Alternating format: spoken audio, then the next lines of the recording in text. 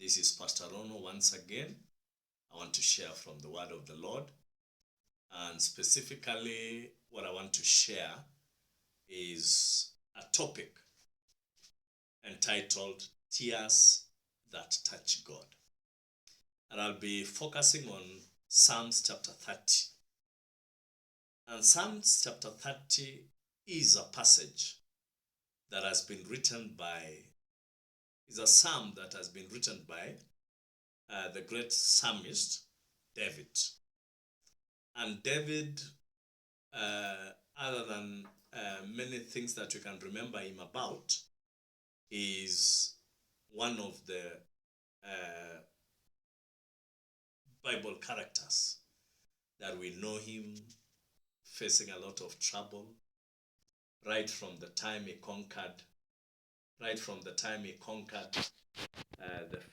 the giant. His trouble started from there all the way until even when he got to the throne, he was in trouble. He had enemies, he had betrayals, he had betrayal even from his wife. And David is known as one of the leaders who wailed, he cried, and he shed tears many a times. So in this passage, David is singing and is talking about the challenges that he has been facing. By the way, when we talk about tears, I don't think there is anyone among us who can say that I don't cry. Maybe the difference is how we do cry or how we do shed tears. But each one of us has cried at some point. I used to watch a program a while back entitled The Rich Also Cry. And even in our culture, it is not common to see men crying. But I guess they also cry in secret. So today I want us to focus on this passage of scripture, and I want to encourage us that our tears can touch God.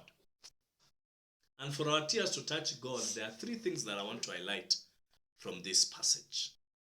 If you begin from verse 1, you'll realize that David is talking about the challenges he's facing. And he's saying that I'm crying. And my first point is that David cried for a reason. In other words, he was not just shedding tears anyhow. In this passage, you'll notice that David is talking about enemies that were pursuing him. David is talking about the sickness. David is talking about the threat to his life, that even to a point he is about to die. But he's crying for a reason. And I want to say there is no reason that in the eyes of God looks insignificant. When we shed our tears for any reason, God sees it and desires to help us. And therefore, there are no tears that are insignificant in the eyes of the Lord. There are no tears that are insignificant in the eyes of the Lord. I listened to a song by Casting Crowns, and they were saying, not a tear is wasted. In time, you'll understand that I'm painting beauty with the ashes. So what they were telling us is that every tear is justifiable. And God sees every tear that we shed.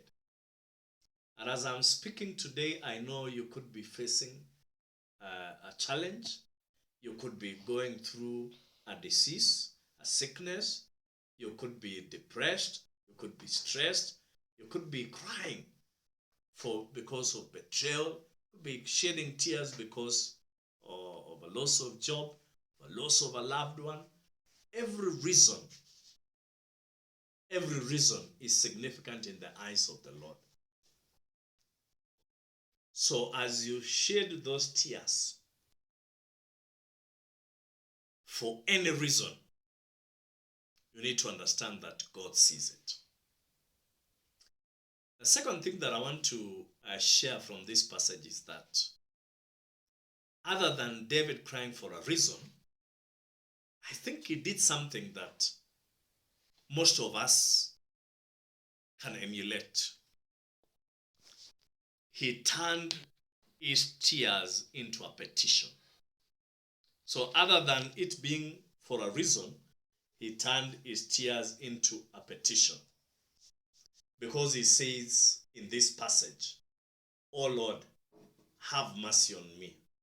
Oh Lord, hear me."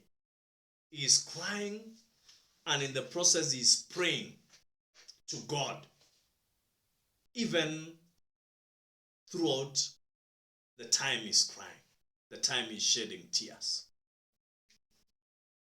So you see, David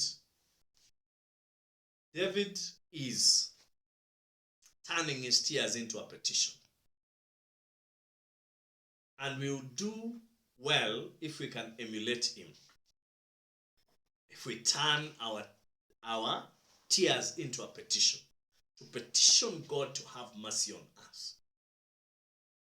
David in this passage goes to an extent petitioning God to have mercy, and he's actually telling God, what is the point if I go to the pit or if I go to the grave? Can I declare your faithfulness in the grave? So he turned his tears into a petition. I remember the story of Anna in the Bible. If you read 1 Samuel chapter 2, Anna was childless. And for a long time, he had desired to have a child. To an extent that even her rival, Peninnah, was mocking her. But one day, he went to the house of the Lord. And he turned his tears into a petition, into a prayer. And he poured her heart before the Lord. To an extent even that Eli the priest confused what Anna was doing.